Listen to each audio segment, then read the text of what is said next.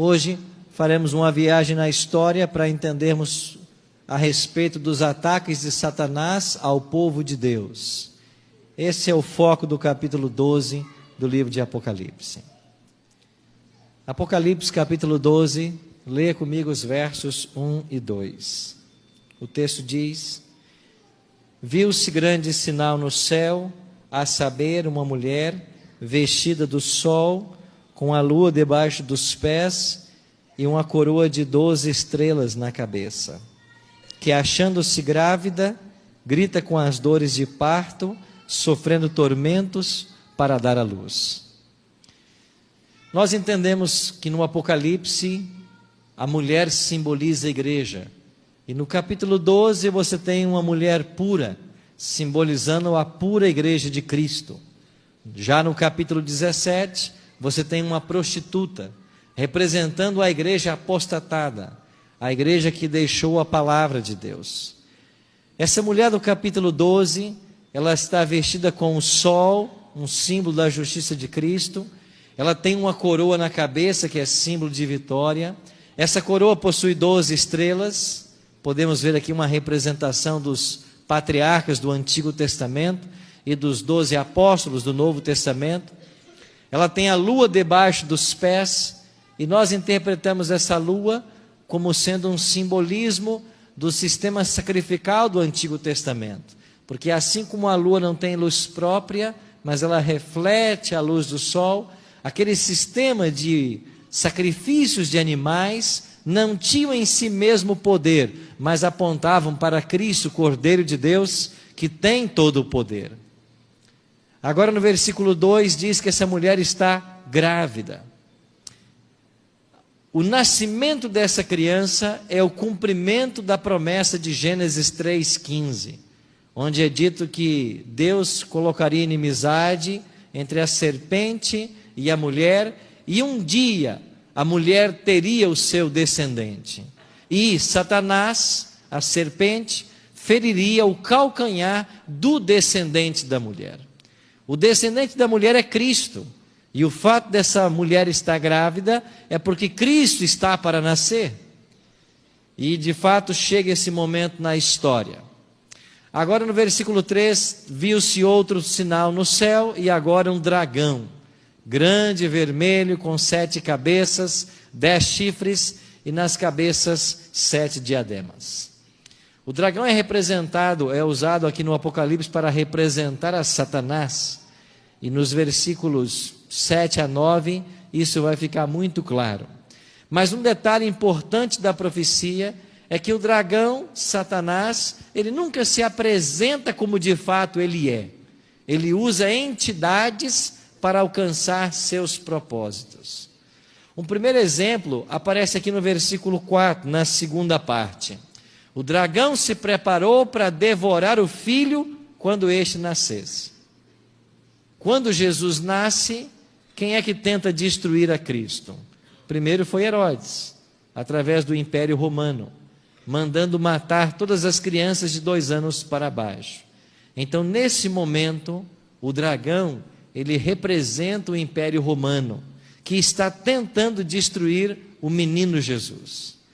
Mas se você olhar para o verso 6, o verso nos informa que a mulher fugiu para o deserto, onde Deus havia preparado lugar para ela por 1260 dias. Quando chegamos ao capítulo 6, os 1260 dias são aplicados na história ao período de supremacia papal. Nesse momento, o dragão não é mais o Império Romano, porque ele havia caído lá no 5º século. Agora já é uma alusão à Igreja Romana, que durante 12 séculos perseguiu o povo de Deus. E quando chegamos ao capítulo 12, verso 17, você tem a ira do dragão contra os restantes da sua descendência. Esses restantes da descendência fala do movimento profético que surgiria depois da supremacia papal. E como vimos ontem, 1844. Então agora o dragão está irado contra o remanescente no tempo do fim. E no tempo do fim, O que é que o Apocalipse ensina sobre a ira do dragão? Ela vai se manifestar, segundo o capítulo 13, através de decretos. Primeiro um decreto dominical e depois um decreto de morte. Quem é o agente que Satanás vai usar contra o remanescente? É a segunda besta do capítulo 13, identificada como os Estados Unidos. Então, no verso 17, o dragão já passa a representar os Estados Unidos da América do Norte. Ou seja, ele não se apresenta como o próprio Satanás, mas ele usa entidades para perseguir o povo de Deus ao longo de toda a era. Então vamos fazer uma breve recapitulação desse capítulo 12. Diz o versículo 4, na primeira parte, que a cauda desse dragão arrastava a terça parte das estrelas dos céus. Apocalipse 1:20 vai dizer que estrela representa anjos. Nos versículos 7 a 9 fica mais claro esse momento, quando você tem a batalha entre Miguel e seus anjos e o dragão e seus anjos. Essa batalha ocorreu no céu, antes da criação do nosso planeta. E quando olhamos para esse verso, nós pensamos numa batalha espiritual. É claro que ela tinha um aspecto espiritual, mas mais que isso, foi uma batalha física. E nesta batalha física, os anjos rebeldes foram expulsos e eles vieram para o nosso planeta, porque eles encontraram lugar quando Adão e Eva pecaram. Então hoje o que nós chamamos de demônios é essa terça parte dos anjos de Deus que foram expulsos.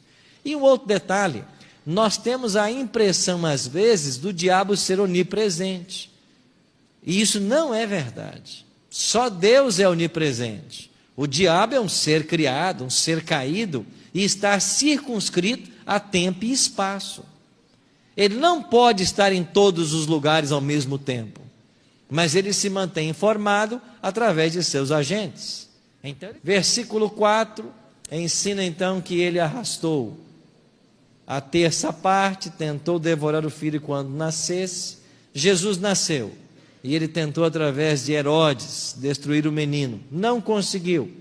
Na cruz, quando Cristo morre, o diabo pensava ter obtido a vitória. Agora, como o diabo não conseguiu vencer a Cristo, a ira dele voltou-se contra os seguidores de Cristo, a igreja de Cristo. Versículos 13 e 14. 12, Apocalipse 12, 13 e 14. Quando, pois, o dragão se viu atirado para a terra, perseguiu a mulher que dera luz ao filho varão.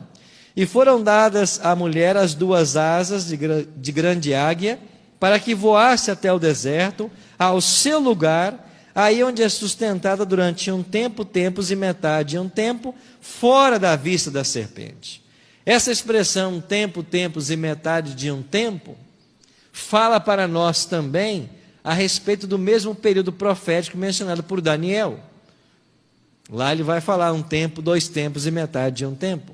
E no Apocalipse aparece a expressão 1260 dias e também 42 meses, no capítulo 13. 42 meses, um tempo, dois tempos e metade de um tempo, ou 1260 dias, são três formas de falar de um mesmo período. 1260 anos. Esse seria o período em que o diabo tentaria destruir a igreja de Cristo.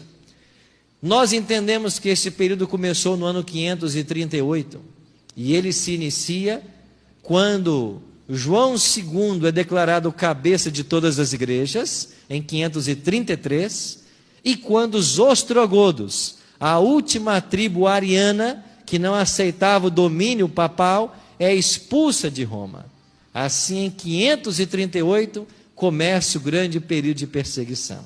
Se você soma 1260, você vai até 1798. E nesse ano, nós temos a prisão do Papa, assinalando o fim desse período profético.